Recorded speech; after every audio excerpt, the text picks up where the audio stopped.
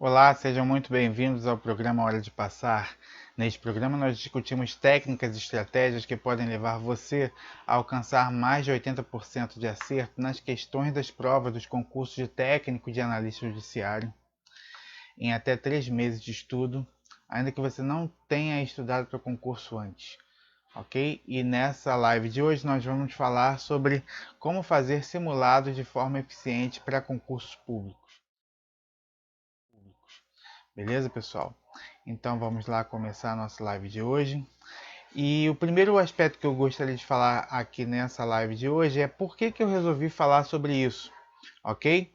Em geral, os candidatos a concurso enfrentam uma grande quantidade de matérias para estudar em pouco tempo, tá? E isso acaba gerando um desespero nos candidatos, ok? E esse desespero leva à falta de planejamento de estudo, e a falta de planejamento de estudo leva a um estudo não otimizado, ou seja, o candidato acaba se perdendo no meio do caminho, ou ainda, quando ele consegue estudar toda a matéria do seu edital, ele acaba estudando de forma ineficiente, de forma que ele aproveita menos do que ele poderia aproveitar durante a sua jornada de preparação. Beleza, pessoal? E aí, em razão disso, muitas vezes o candidato prioriza estudar todas as matérias do edital e não dá devida importância para os exercícios, tá? E o que acontece? Quando você estuda todo o edital, tá? Ainda que você tenha conseguido vencer todas as matérias, mas você não faz exercício, existe uma série de contraindicações para essa prática, tá? E a gente vai ver aqui ao longo dessa live de hoje, tá? E a gente vai ver aqui, principalmente, que quando o candidato não faz uma quantidade grande de exercício durante a sua jornada de preparação para concurso público, ele em geral não tem domínio de como as questões são cobradas na prova, ok? Porque não basta saber a matéria. O candidato tem que ter a manha, tem que ter a malandragem, a malícia de saber como o examinador mede o candidato em determinadas matérias, tá? E mais, o que o examinador quer saber nas entrelinhas, ok? Obviamente, o candidato não vai viajar na maionese e interpretar a questão de uma forma completamente distoante, né?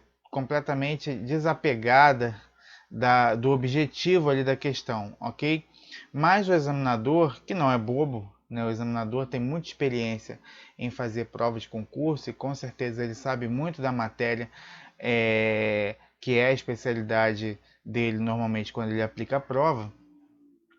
Ele vai colocar ali umas coisas nas entrelinhas, alguns conhecimentos que ele quer que você demonstre para que você então consiga acertar a questão, ok? Ou algumas questões não, algumas questões são muito fáceis, são aquelas questões que basta você ler a lei seca e você vai conseguir fazer ali a prova, a questão, vai conseguir acertar a questão, mas em geral o examinador, se for uma questão ainda que seja direta da lei seca, ele vai trocar uma palavra, vai colocar uma palavra de duplo sentido, justamente para que você venha a se confundir na hora de marcar a assertiva correta, ok? E aí então você acaba muitas vezes caindo nessas pegadinhas, tá? E como você sair então dessas pegadinhas? Você precisa conhecer o examinador, você precisa fazer muitas questões daquela banca em específico. Claro, se não tiver tantas provas assim de uma determinada banca, não tem problema você fazer de outras bancas, tá? As bancas que normalmente aplicam provas, sobretudo para os concursos de técnico e de analista judiciário, são normalmente as grandes bancas, né? Fundação Carlos Chagas, CESP, Sebrasp, VUNESP, FGV, ok? Então, assim, se você treinar bastante nessas principais bancas, vocês vão encontrar uma quantidade enorme de questões que vão te dar aí uma base para que você consiga encarar a prova e identificar exatamente o que o examinador quer saber. Beleza? Além disso, além de você não ter o domínio de como as questões são cobradas na prova, o candidato que não faz muitos simulados, ele acaba não tendo ciência do seu nível de preparação para concurso público, ok?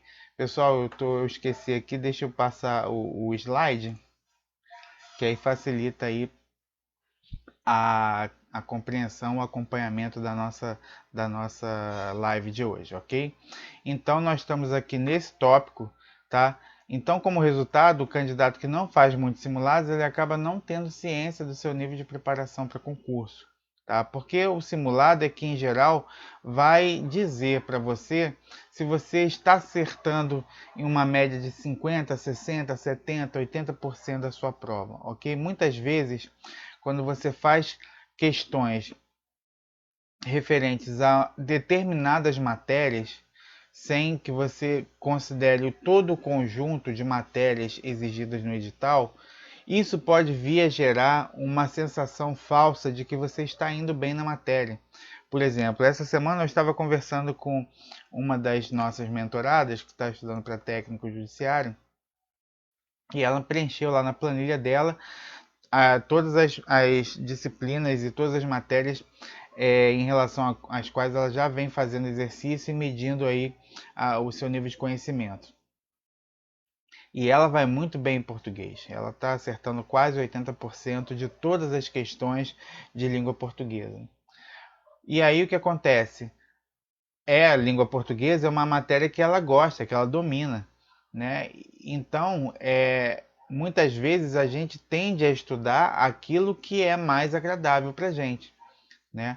E aí não deu outra. No cronograma de estudo que ela estava executando, ela estava colocando lá uma quantidade de carga horária bastante significativa para a matéria de língua portuguesa, quando na verdade ela deveria, a essa altura, já que ela estava acertando quase 80% da língua portuguesa, priorizar outras matérias em que ela estava tendo um acerto aí abaixo da média, em torno de 60%, tá? Então, o simulado ele serve para isso também, para medir o seu nível de preparação para o concurso público, porque não adianta você ser especialista numa matéria.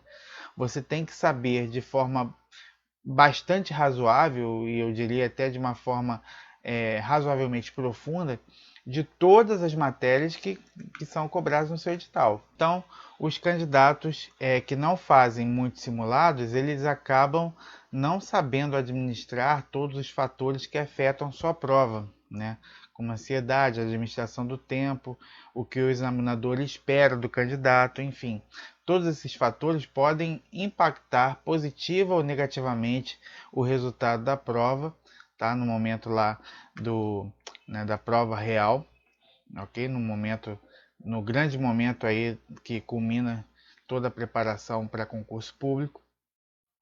Então, o candidato ele precisa também treinar suas habilidades de fazer prova para que ele possa ter o maior proveito possível, o melhor rendimento possível no momento da realização da prova, ok? Então, qual é a importância dos simulados, né? Tudo que eu falei aqui já dá uma noção da importância dos simulados. Então, os simulados servem para várias finalidades ao longo da jornada de preparação, tá? Como vimos, eles possibilitam que o candidato meça a sua evolução ao longo da jornada de preparação, tá? Porque a partir dos simulados é que o candidato vai ter uma noção mais precisa de como ele está em relação ao total das matérias exigidas no seu edital. Beleza? E a gente vai falar um pouquinho mais à frente aqui os momentos em que se recomenda fazer os simulados, tá? Os simulados também possibilitam que os candidatos treinem diversas habilidades que precisará ter durante a prova, como controle da ansiedade, administração do tempo, identificação do que o examinador quer saber com a questão. E também possibilitam que os candidatos aprendam com os erros da questão, tá? Esse ponto talvez seja o ponto mais importante do simulado no tocante à jornada de preparação para a prova, tá? Como eu disse em outros vídeos desse canal, não tem problema você errar a questão de simulado, tá? Você não precisa maquiar, você não precisa chutar a questão. Se você não sabe, se você está com dúvida, é melhor até que você não marque, tá? E você coloca lá uma interrogação, por quê? Porque se você eventualmente acertar essa questão, esse acerto não vai refletir exatamente a sua condição em relação àquela determinada matéria. Então é preferível que você não marque, que você coloque uma interrogação ali, ou então você coloca a assertiva que você acha que está correta, tá? E depois você volte naquela questão para que você então consiga identificar o erro dela e obviamente aprender com seus erros. Beleza? E além disso, os simulados também têm por finalidade possibilitar que o candidato aprimore o seu material de revisão, lei seca, apostila, material em PDF, tá? Por quê? Porque a gente recomenda, e eu já usei muito isso nos meus estudos para concurso. O que acontece? Quando a gente faz uma questão de simulado, tá? E a gente vê uma outra forma do examinador perguntar sobre determinado conteúdo, sobre determinada matéria, é importante que a gente coloque lá no nosso material essa sacada que a gente teve com a matéria, tá? Às vezes a gente lê o material PDF ou a lei seca e o examinador pede de uma forma diferente, traz ali uma situação diferente que nos faz pensar de uma forma que a gente não tinha pensado ainda aquele determinado ponto específico da matéria. Então essas sacadas são muito importantes para você conseguir aprimorar o seu material e diminuir aí a chance de você vir a tomar uma rasteira do examinador, tá? Porque assim, o candidato ele está sempre correndo atrás. Ele nunca está correndo na frente, tá? O examinador é um cara muito atualizado, é um cara que vai perguntar sempre o que está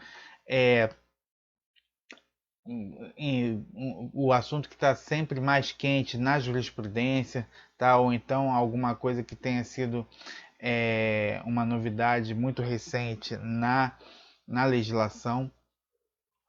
Ou então ele vai perguntar alguma coisa já de uma lei que já é madura, ou seja, um código civil, um código penal, que são leis que já têm aí uma certa idade, vamos dizer assim, mas ele vai procurar perguntar de uma forma diferente, vai tentar te induzir ao erro, tá? Para saber se você está realmente ligado, se você sabe todos os aspectos daquela matéria, para que você não venha então a ser, enfim, iludido na realização daquela questão, beleza? E aí então, pessoal, em que momentos a gente deve fazer os simulados durante a jornada de preparação para estudo de concurso público? Tá, os candidatos a concurso público eles podem ser divididos em geral em dois grandes grupos: aqueles que nunca estudaram para concurso e os que já estudam ou já estudaram para concurso. E aqui também a gente inclui aqueles que já são formados em direito, tá? Que embora nunca tenham feito concurso na vida, eles já possuem uma grande bagagem aí das matérias que normalmente são exigidas nos concursos para tribunais, ok? Então, nós podemos enquadrar os candidatos que são formados em direito dentre aqueles que já estudam ou estudaram para concurso, tá? Porque eles já têm um conhecimento prévio das matérias que são exigidas no concurso. Então, em relação ao primeiro grupo de pessoas, esse grupo de candidatos deve fazer simulados nos seguintes momentos. Tá? No meio da jornada de estudo de conteúdo, ou seja, a cada mês de estudo ele faz lá um simulado porque ele vai ver a sua evolução ao longo da jornada de preparação. Tá? E porque para esse grupo a gente recomenda que não faça um simulado logo no início da jornada de preparação para concurso? Porque ele sabe muito pouco das matérias ali. Então o simulado, na verdade, não vai medir o conhecimento que ele tem, porque ele tem quase nada de conhecimento. Eventualmente ele pode ter um conhecimento de português, ou de informática, ou de matemática, que são conhecimentos que ele pode ter adquirido ao longo de outras etapas da vida, que não a etapa de preparação para concurso público, ok? se for em relação a essas matérias, ele pode até fazer esses simulados para ele conseguir identificar quais são os pontos fracos e fortes deles nessas disciplinas. Mas no tocante às demais disciplinas, noções de direito, legislação específica de cada estado, a gente recomenda que não faça, porque eventuais acertos vão induzi-lo a pensar que eles não estão tão ruins assim na matéria, e quando na verdade eventuais acertos que ele tenha alcançado são mero acaso, enfim, coincidência ou alguma coisa que diz respeito a um conhecimento meio óbvio, meio intuitivo, mas na verdade ninguém passa em concurso na intuição, tá? Então, muitas vezes o candidato que acerta a questão por intuição, ele está se enganando, porque ele precisa estudar a matéria para que então ele possa conseguir acertar as questões com certeza, porque muitas vezes as matérias de direito elas são contraintuitivas, tá? Por exemplo, vou dar um exemplo comum aqui. As pessoas que não estudam direito civil acham que possuem primos. Ah, meu primo de primeiro grau. Ah, o fulano de tal, meu primo de segundo grau. Na verdade, quem estuda direito civil sabe que primo é um parentesco de no mínimo quarto grau, ok? Porque você tem que subir até o ascendente comum e descer. Então, se você é seu primo, o seu primo é filho do seu tio, que é filho do seu avô. Então, você tem que subir ao seu pai um grau, subir ao seu avô segundo grau, descer para o seu tio terceiro grau, descer para o seu primo quarto grau. Só que se viesse uma questão perguntando se fulano de tal é primo de segundo grau e ele vai lá marca, ele está errado, porque na verdade esse conhecimento popular, né, é totalmente contrário, né, à técnica jurídica da contagem de grau de parentesco. Ok? Então isso aqui foi só um exemplo muito simples para mostrar que o candidato que nunca estudou para concurso público não deve, ou a gente não recomenda que faça simulados no início da jornada de preparação, porque muitas vezes ele pode vir acertar questões na intuição, porém a intuição muitas vezes nos leva a erro no estudo do direito. Beleza, pessoal? Então o candidato deve fazer no meio da jornada. E aqui, deixa eu até consertar aqui, pessoal. Na verdade, ele deve fazer no meio da jornada e no final da jornada. E por que isso, pessoal? Por que o candidato deve fazer um simulado no final da jornada de estudo de conteúdo? Ou seja, depois que ele vencer todas as matérias do edital. Porque no final da jornada ele vai conseguir comparar com o seu estado de evolução no meio da jornada. Então, por exemplo, digamos que ele tenha feito lá um cronograma de estudo a partir do qual ele vai conseguir estudar todas as matérias do edital em 2 ou 3 meses, tá? Digamos que seja 3 meses. Então, no final do primeiro mês, ele vai fazer as questões e ele deve acertar aí algo em torno de 30%, né? Um pouco mais, um pouco menos, dependendo do conhecimento prévio que ele tenha, tá? Já no segundo simulado, ele já deve acertar algo em torno de 50%, 60%. E no final da jornada de preparação, a gente espera que no mínimo ele esteja fazendo mais de 60% dos simulados, tá? Por quê? Porque se ele estudou sério todas as matérias do edital, ele vai ter conseguido compreender pelo menos 60%, que é um percentual razoável, tá, para se esperar de alguém que tenha estudado com um mínimo de seriedade as matérias do seu edital. Beleza? Então, o objetivo da realização desses simulados nesses momentos é medir a evolução do candidato. Tá? Medir a evolução no sentido de ele aprimorar o seu estudo durante a jornada de preparação e também no sentido de motivá-lo a continuar estudando. Por quê? Porque aquele que está evoluindo, ele se sente motivado, né? Ele vê que ele consegue enxergar o resultado ali do seu esforço do seu sacrifício. Beleza, pessoal?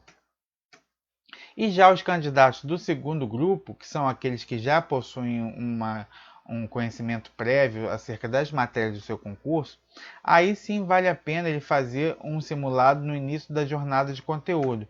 Com qual objetivo? Possibilitar a verticalização do edital. Tá? A gente já falou aqui em diversos outros vídeos do nosso canal o que é verticalizar o edital. Mas, falando aqui de forma muito sintética, verticalizar o edital é você identificar todas as matérias exigidas no seu edital, tá? Ponto a ponto, tá? De todas as matérias de língua portuguesa, todas as matérias de direito constitucional, administrativo, processo civil, processo penal, enfim. E você estabelecer um índice dessas matérias e você testar seu nível de conhecimento para cada índice dessa matéria, para cada matéria que corresponde ao índice dessas disciplinas, ok? E mais ainda, a verticalização do edital, além de possibilitar que você identifique seus pontos fortes e fracos dentre todas as matérias do edital, ainda permite que você consiga identificar aquelas matérias que costumam ser mais presentes ou menos presentes nas questões do seu concurso público. Por quê? Porque, obviamente, se você tem duas matérias, uma que caiu em 50% das provas anteriores e outra que caiu em 10% das provas anteriores, você não vai dar a mesma ênfase para as duas matérias. Obviamente, você vai ter que dedicar um tempo maior para aquelas matérias que têm maior incidência. Por quê? Porque sobre essas matérias você vai precisar conhecer de forma mais aprofundada. Já aquelas matérias que costumam cair menos nas provas de concurso, você precisa dar uma olhada naquela matéria para você não ser surpreendido pelo examinador, caso ele venha abordar uma questão sobre aquele tema, mas você não precisa ter um conhecimento aprofundado, porque normalmente as matérias que não são muito cobradas em prova, quando são cobradas, elas são cobradas num nível apenas superficial. Então, muitas vezes é suficiente que você conheça apenas o conteúdo da lei seca em relação àquele material, em relação àquele assunto, àquela matéria, ok? Então, por exemplo, se você vai ler sobre direito constitucional, você tem muita coisa para estudar sobre direito fundamental, você tem muita coisa para estudar sobre processo legislativo, enfim. Mas quando chega lá no poder executivo, por exemplo, normalmente o examinador vai te perguntar lá aquelas matérias do artigo 86 da Constituição, quais são as matérias sobre as quais o presidente da República pode legislar por decreto, né? Enfim, normalmente essas matérias, as questões sobre essas matérias são resolvidas, são solucionadas com o conhecimento da letra fria da lei. E não por acaso, a matéria referente a poder executivo normalmente costuma cair menos nas provas, tá? Então você vai precisar dedicar menos tempo para essa matéria de poder executivo do que, por exemplo, a que você precisaria se dedicar ao poder legislativo. Ok? Só para vocês terem uma ideia aí para que serve a verticalização do edital. E no meio da jornada de estudo de conteúdo, os candidatos que também já possuem bagagem prévia de estudo das matérias, de conhecimento das matérias, eles também precisam realizar pelo menos um simulado a cada mês durante a jornada de estudo e uma no final da jornada, justamente para que ele também possa conseguir medir a evolução. Nesse caso, diferentemente dos candidatos que se encontram no primeiro grupo, eles já não vão partir do zero, tá? Ainda que eles tenham estudado para concurso, sei lá, 2, 3, 4 anos. Ele traz ali uma bagagem, ainda que desatualizada em relação a alguns pontos, mas ele não sai do zero, ele tem algum conhecimento prévio ali. Então, esses simulados realizados no meio da jornada e no final da jornada servem também para comparar com aquele rendimento que ele teve no simulado feito inicialmente, no início da jornada também para medir evolução, ok? E aí para medir evolução, tanto para ele saber os pontos que ele ainda precisa melhorar, quanto para que ele possa se motivar, porque afinal de contas ele está vendo ali que ele está melhorando durante a sua preparação para concurso público. Beleza, pessoal? Vou beber uma aguinha aqui, que a garganta já está um pouco seca. Deixa eu aproveitar para ver se nós temos aqui algum comentário no YouTube, no Facebook, deixa eu ver. Ó, nós temos aqui, olha, André Soares está participando da nossa live. Boa noite, André. Sinta-se à vontade para fazer suas perguntas. Então nós vamos continuar aqui a nossa conversa. Beleza? Então vamos voltar aqui. Então, pessoal, como fazer os simulados, tá? Como o próprio nome sugere, simulado tem uma finalidade de simular a prova, tá? É óbvio, né, esse conceito.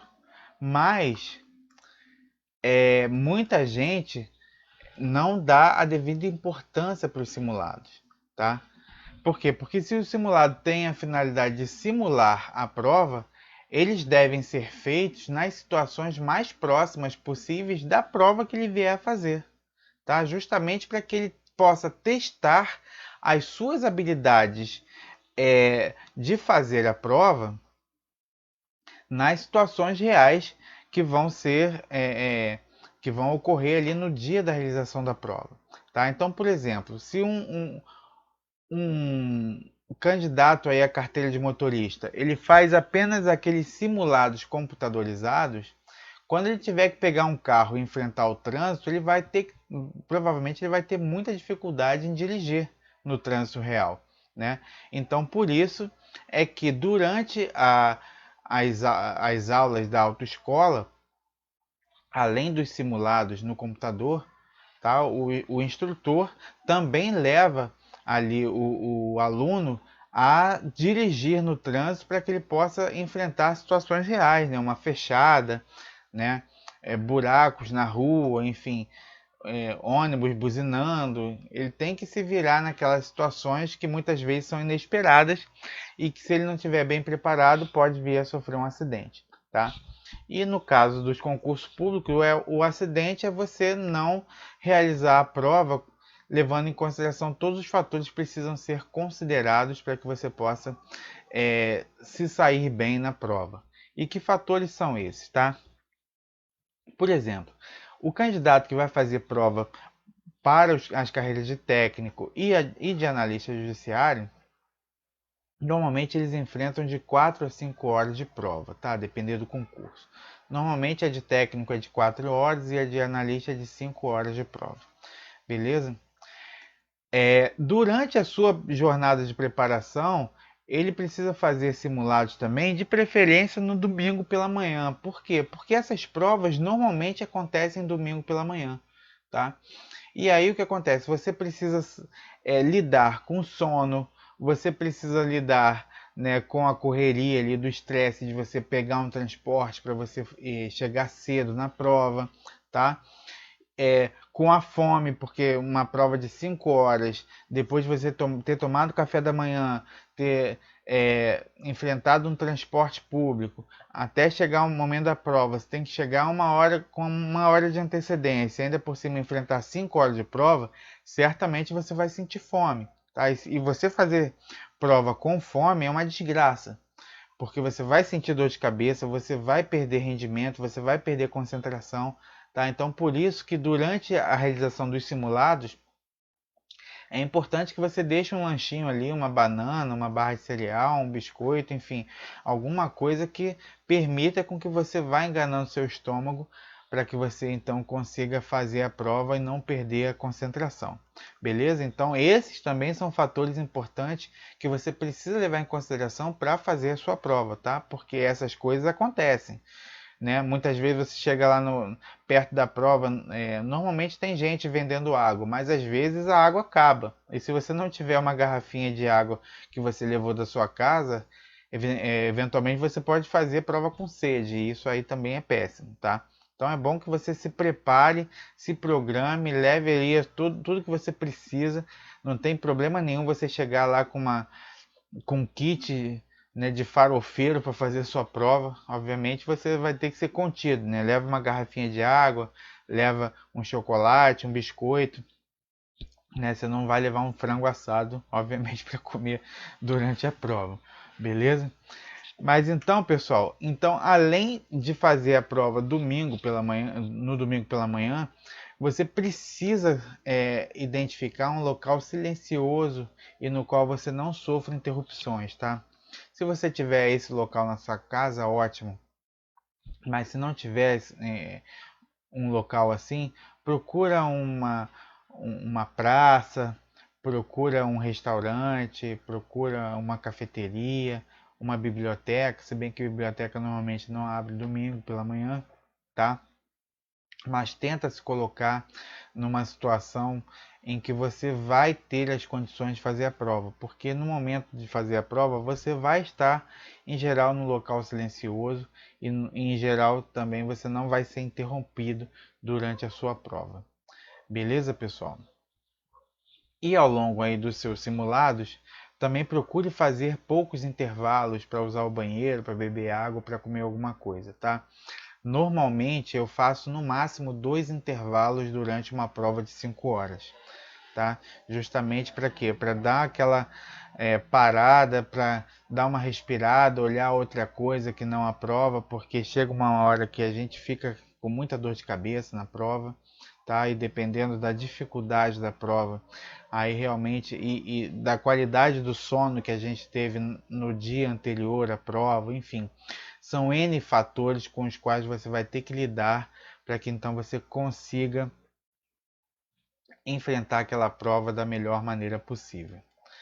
Beleza, pessoal? Além disso, você também, deixa eu ver aqui, poucos intervalos, ok. Então são essas as dicas aí para você fazer durante o simulado, beleza? E o que você deve fazer então após os simulados, tá? Porque o que acontece?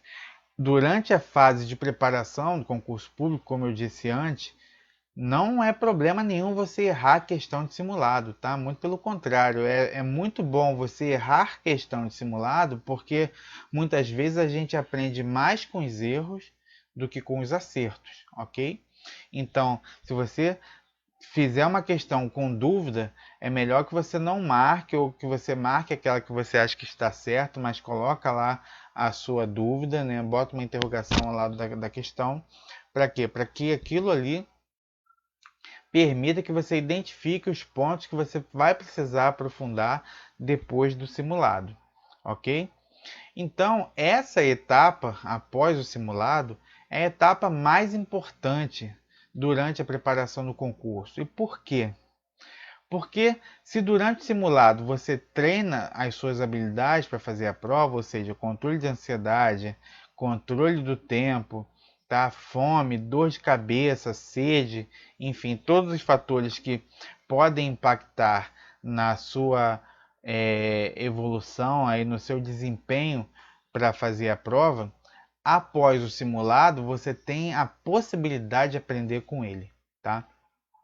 E o simulado é muito rico em aprendizados, tá? Porque você identifica não só matérias que eventualmente você estudou de forma ineficiente ou você não aprendeu todos os aspectos daquela matéria, como também você aprende a lidar com a forma com que o examinador vai cobrar determinados conteúdos.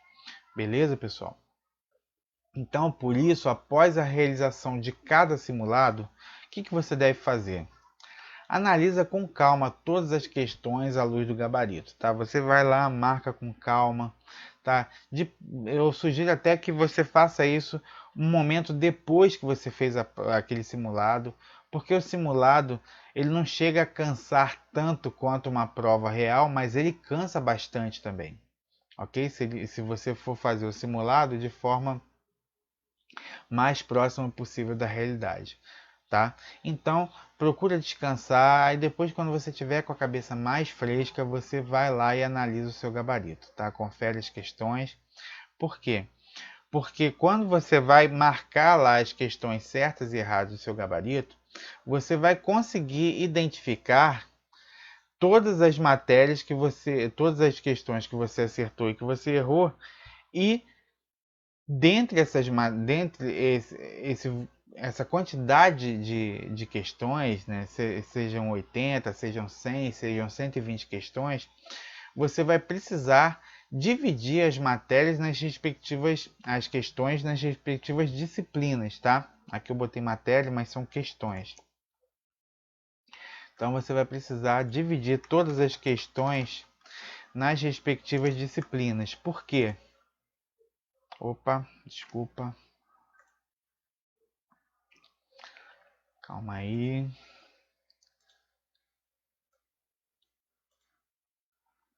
Pronto. Aqui.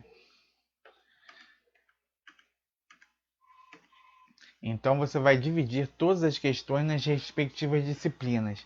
E não só nas respectivas disciplinas, pessoal. Também nas respectivas matérias, ok?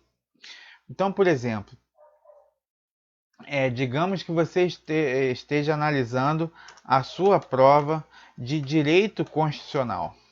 Tá? Eu falo direito constitucional porque é uma matéria que é exigida na maioria dos concursos públicos. Beleza? E aí então fica mais fácil de vocês compreenderem o que a gente está falando.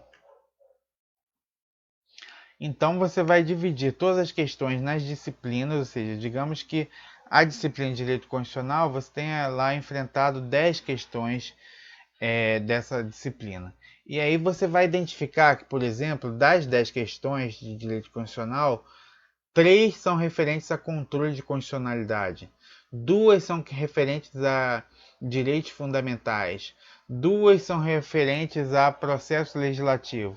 E aí você bota lá uma questão na parte de organização do Estado, né, competência lá da União, do Estado, do município, competência privativa, competência concorrente e tal.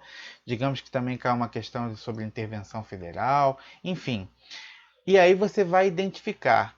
Você vai ver que quando você fizer essa separação das questões de matéria entre as matérias e as respectivas disciplinas, você vai ver que o percentual de incidência de cada questão está muito próximo daquele percentual que você identificou lá na verticalização do edital, tá? Por quê? Porque são essas matérias, por exemplo, controle de constitucionalidade é um mundo de matéria que o examinador pode abordar inúmeras questões palpitantes, debatidas, controvertidas, tá? E aí quando ele vai chegar lá para falar, por exemplo, sobre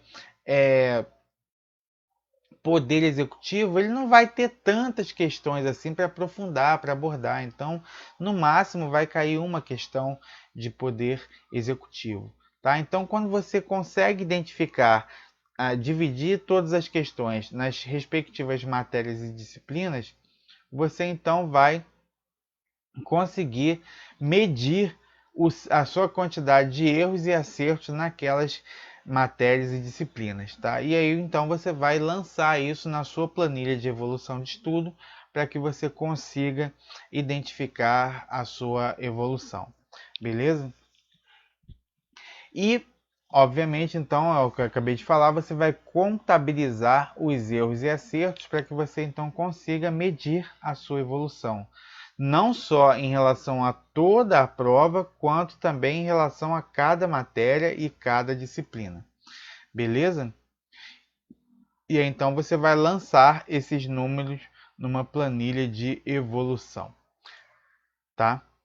E além disso, você vai identificar os erros da questão, você vai voltar nos pontos referentes àquela questão que você errou, não só os erros, mas também eventuais dúvidas. Digamos que você não tenha errado a questão, mas você acertou com muita dúvida. Também é relevante que você volte ao ponto e estude de forma mais aprofundada aquele tópico específico, tá? E a partir desse reestudo desses assuntos, você vai então complementando os seus materiais de apoio, tá? A lei seca, a apostila e o resumo.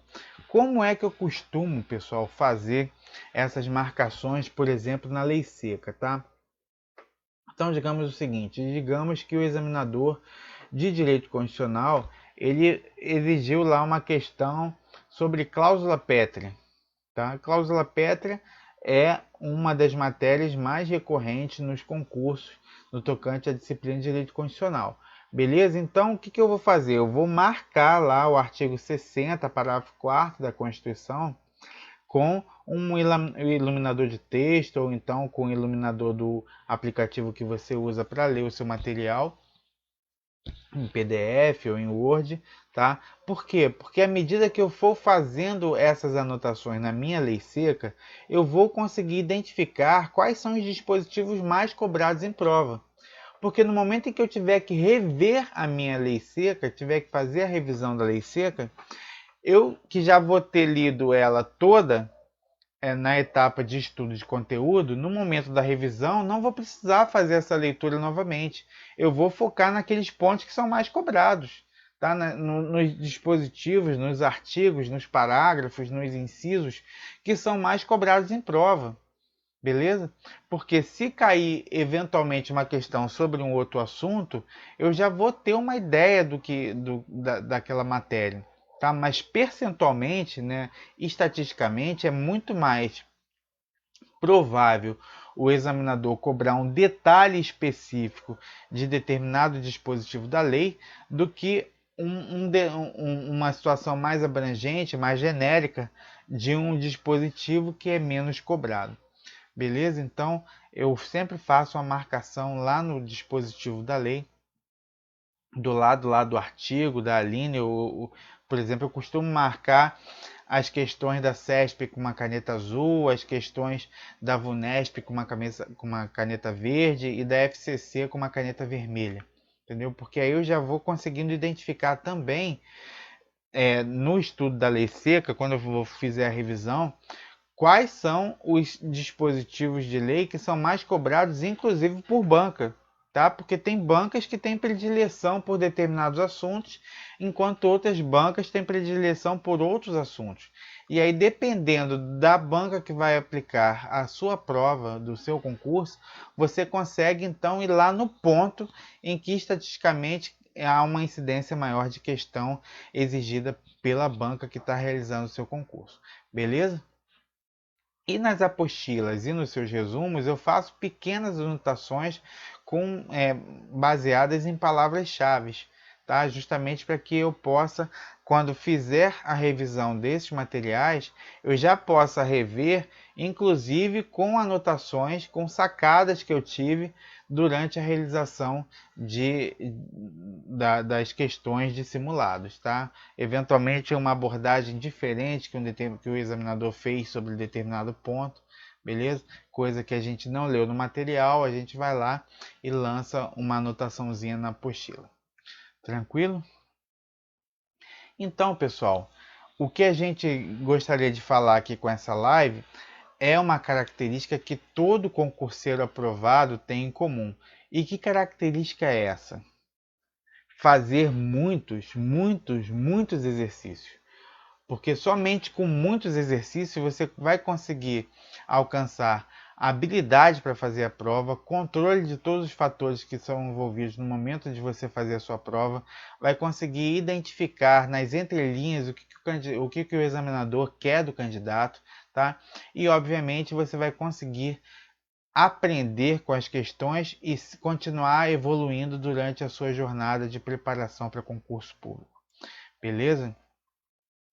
Então, por isso que no nosso método, o método C2R1, que é o método que nós propomos, os exercícios permeiam todas as etapas de preparação, tá? Então, quem tiver curiosidade de saber mais sobre o método C2R1, dê uma olhada e assista nossos vídeos anteriores postados nesse canal do YouTube ou na nossa página do Facebook, tá? Mas de forma geral, o método C2R1 parte da seguinte premissa: você vai estudar o seu edital todo de forma verticalizada em 2 meses de estudo e você vai revisar o seu, o seu conteúdo estudado em 1 mês de estudo.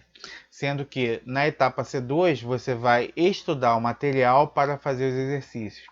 Na etapa R1 você vai fazer os exercícios que são os simulados para que você então possa fazer os ajustes finos, tá? De aprendizado, para que você possa gradativamente sanar essas lacunas de aprendizado, tá? Então dessa forma aí, dependendo da quantidade de horas que você tenha para estudar, mas normalmente se você tem em média 4 horas por dia para estudar, você vai conseguir vencer o seu edital em 3 meses de preparação, chegando ao final dessa etapa de estudo, tá? Acertando aí acima de 80% das questões da prova do seu concurso. E como nós já falamos diversas vezes aqui no nosso canal, tá? Quando você começa a fazer 80% das provas de concurso público, você entra no seleto grupo daqueles candidatos que estão aí muito próximo da aprovação. É só continuar estudando, fazendo as revisões, fazendo os exercícios, fazendo os simulados da forma como a gente propõe, que a sua aprovação e a sua posse no cargo público vai ser uma questão de tempo. Beleza, pessoal? Então, se você quiser saber mais sobre essa metodologia, assista os vídeos postados em nossas redes sociais e aqui eu já antecipo que no próximo dia 25 de março eu vou realizar um webinário, tá? Esse webinário vai ser ao vivo, vai ser gratuito, tá?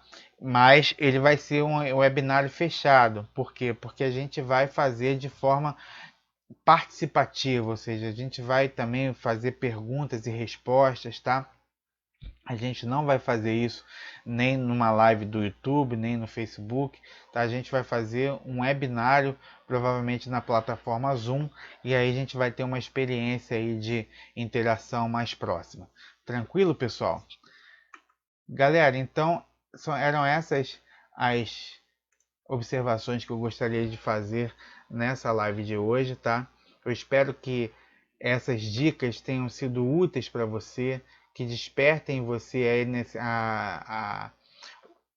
a necessidade de fazer muitos exercícios durante a sua etapa de preparação para concurso público, beleza? Porque somente com muito exercício você vai conseguir reunir as condições para você ser aprovado e tomar posse no cargo que você tanto sonha. Tranquilo, pessoal?